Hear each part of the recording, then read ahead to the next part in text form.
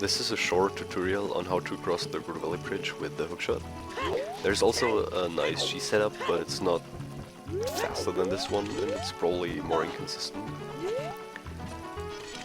I'll go through each step of the setup in a second. I just want to demonstrate it really quickly.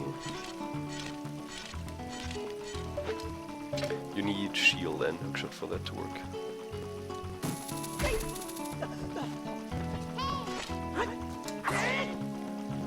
Alright, if done optimally, this is roughly the same time as an unbuffered bonk setup for bridge megaflip. And this is useful for restriction races or RDO, no RBA I guess. Or if you're low on explosives. So first of all, target this wall. If you don't want to climb up the wall and tap up against it, works fine. But it's easier to just do a dry roll against the wall and then target again.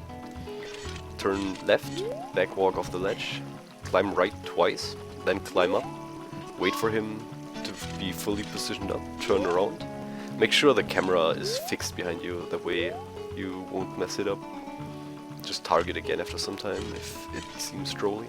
And what you do now is, most people call it shield scooting, it's basically just shield turning while moving for an additional frame, like this. And you do that 3 times in the opposite direction I'm facing right now, and then once left.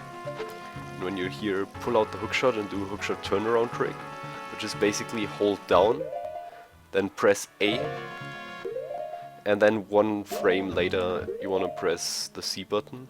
This is kinda dumb to buffer it, but most people prefer that. That didn't work, by the way. You can just do it again if you fail it once. I usually do it unbuffered. It's A and then the C button for the hookshot 1 frame later. Now you want to just move down in the vertical axis until you see the red dot over there. And this spot won't work. The hook won't reach. The hookshot does reach the opposite side if you're doing the shield scoot properly.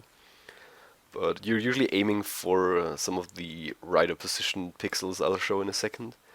I paused now because this is a very important section. If you get a bad pixel, you can still recover from that, which is kind of the backup runner guy came up with years ago. You want to mash start to make it consistent, that way it's not that much of a pain. So when you see the hook sticking not to the very right side of the post, but on the center, you should just mash pause. And when you get a first frame pause where you regain control of Link after the pulling animation, you want to hold somewhat between up and right. I usually just go for upright because it's easy. And then press set during unpause lag, like this, and then you can just climb up and recover from that. So that's not a big deal anymore.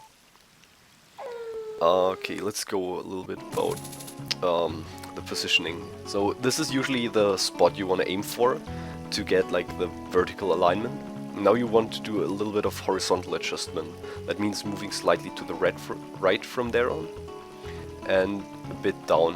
What I usually try to go for is align the outside of the red dot with the outside of the wooden post, and if you have a line drawn from the center of that spot with the center of that spot connected, it should be roughly a 45 degrees angle. There are a couple of good pixels that work.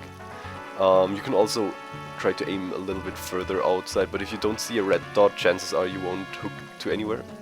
Make sure you're judging the hookshot, which is automatically happening if you're doing the hookshot turnaround. And then release, and then just climb. Link will automatically grab the ledge if you're there. Yeah, so I just recommend going for a pixel that you can usually get. It's not incredibly precise, there are quite a few pixels which work. Those are like the easiest for me to remember. Yeah, so if you're just doing this frame perfect, you're just shield turning, but if you're moving for an additional frame, that's what most people refer to as shield scooting. That's quite useful to inch your way through, so I'll just go through the setup one more time. Alright, so target this side of the wall, like this.